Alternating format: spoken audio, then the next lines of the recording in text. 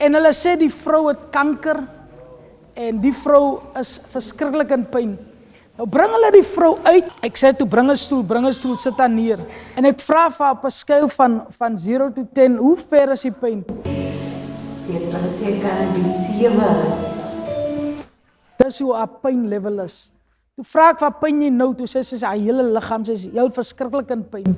In my bors en nacht en dis in my blaai. Daar is al die pyn. Ek kyk en ek sê van vandag, maak God vir jou gesond, die Here gaan jou genees. Vandag gaan die Here jou gesond maak. Hoor my, kyk vir my.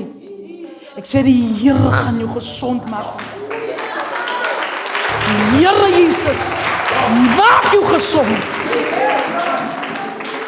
En ek begin bid. Hy vrou kreun later, sy val van die vloer af, sy krag van die Here slaat.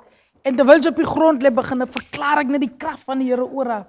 En ek bestraf hy kanker, sy vrou lyk kreun. Dit lyk soos 'n demon wat met haar besig was.